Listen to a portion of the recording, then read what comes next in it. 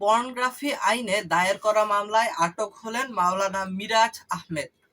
মাওলানা মিরাজ আহমেদ নাটোরের সিংড়া উপজেলার বাসিন্দা। তিনি এক প্রবাসীর স্ত্রীর সঙ্গে অনৈতিক সম্পর্কে জড়িয়ে পড়ার পরে অন্তরঙ্গ কিছু মুহূর্তের ছবি ধারণ করেন এবং ভিডিও ধারণ করেন।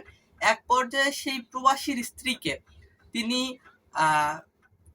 টাকার জন্য চাপ দেন, ভয় ভীতি দেখান এবং সেই প্রবাসীর স্ত্রী টাকা দিতে অপারগতা প্রকাশ করলে তিনি সামাজিক যোগাযোগ মাধ্যমে অর্থাৎ মাওলানা মিরাজ আহমেদ সামাজিক যোগাযোগ মাধ্যমে সেই আপত্তিকর অবস্থার ঘনিষ্ঠ অবস্থার ছবি এবং ভিডিওগুলো ছড়িয়ে দেয়, যার ফলে ওই প্রবাসীর স্ত্রী সামাজিকভাবে হেয় হন এবং তার সম্মানহানি হয়।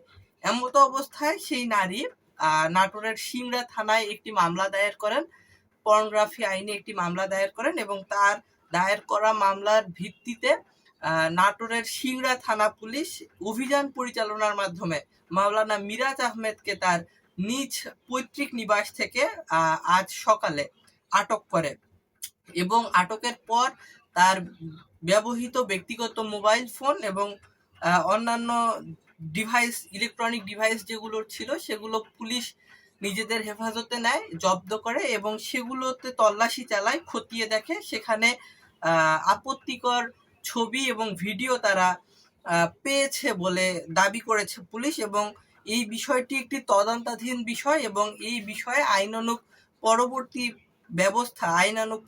ব্যবস্থা এবং পরবর্তী প্রক্রিয়া অব্যাহত থাকবে বলে পুলিশের পক্ষ থেকে জানানো হয়েছে।